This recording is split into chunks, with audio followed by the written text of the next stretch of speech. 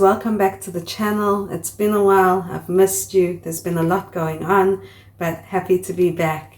So a quick life update. Currently pregnant and was recently diagnosed with gestational diabetes.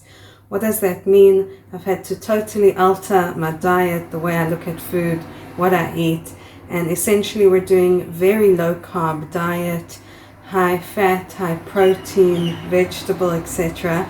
So what we're going to try today is a keto-friendly cheesecake. With Shavuot coming up in just a few days, cheesecake is a very common dessert served on Shavuot after a dairy meal. So let's try it together and see how it goes.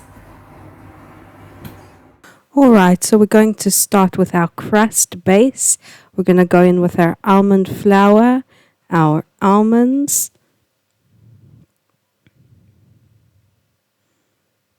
our sugar substitute, some cinnamon, and we're going to blend that all together before adding the wet ingredients.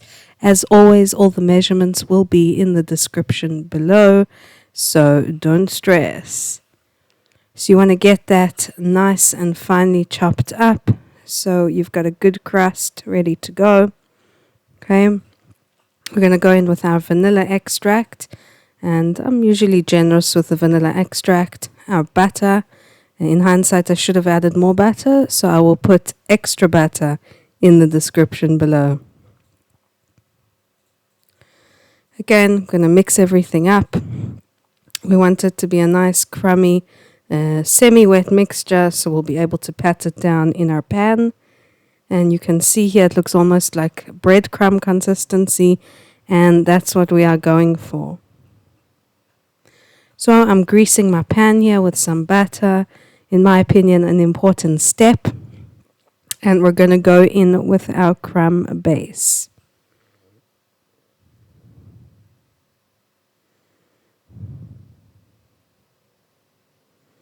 Yeah, I found there were some dry parts at the bottom. No worries, get it all in there. You'll see in a second I'm adding a drop or two of hot water just to make sure that it's moist enough and it'll kind of, stay together. So I'm mixing it around and I'm gently going to press it into the bottom of the pan. Nothing crazy, just making sure it's all even. Of course, you want each slice of your cheesecake to have an even crust. So get that spread around there, nice and firm. We're going to put it in the oven at about 170 Celsius for 20 minutes. Do keep an eye on it. You do not want it to burn. Next, we're going to go in with our delicious filling. We've got our cream cheese that we're starting at. No sugar added, of course. This is a pure cream cheese. We're going to add in our sugar substitute. All right. And test this out for sweetness. There are many substitutes that are super sweet or less sweet, have a strong flavor. So really I would suggest start out small and taste as you go along. That's what I did at least. Okay, in a separate bowl, I'm going to whisk my cream together, my heavy cream. Now, I did not use a hand mixer. I don't have one. So, it's not going to be that fluffy cream that you would have gotten with a mixer, but that's okay. We're going to mix by hand here, good old-fashioned way, for a good few minutes. Get some air into that. Of course, you can cream it even more into a whipped cream. But it's going to be good, just as good, just like this. Maybe a little less airy. Do use your electric mixer if you have one, and it's quite handy. So we're combining that with our cream cheese, and that of course already has our sugar substitute mixed in. Okay, we're going to go in with some more vanilla because you can't have enough vanilla flavoring. See, I tasted it and it needed a little bit more sweetness, so I added a bit more of that sugar substitute.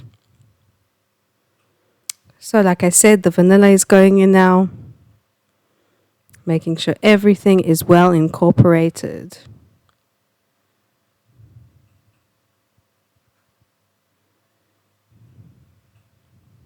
Very important, our pinch of salt. The salt's going to bring out that delicious flavor, and 1 egg.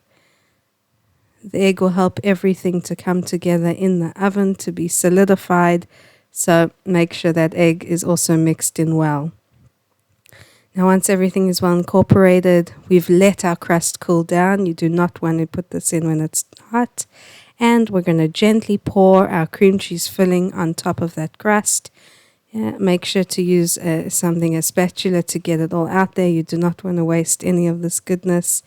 Okay, I'm going to tap it down a bit, make sure it's even, and then get that into an oven, again 170°C. This will be for about half an hour. Switch your oven off for another half an hour, and then we're going to refrigerate for at least an hour. Now I'm cutting around the edges just to make sure nothing sticks. Okay, I recommend a bottomless thing that you can remove, bottomless pan, but each to their own. And we're ready to serve. It's as easy as that. It was delicious, of course, a little bit different to the real thing, but a good substitute. So do give it a try. Let me know what you think, and Chag Shavuot Sameach.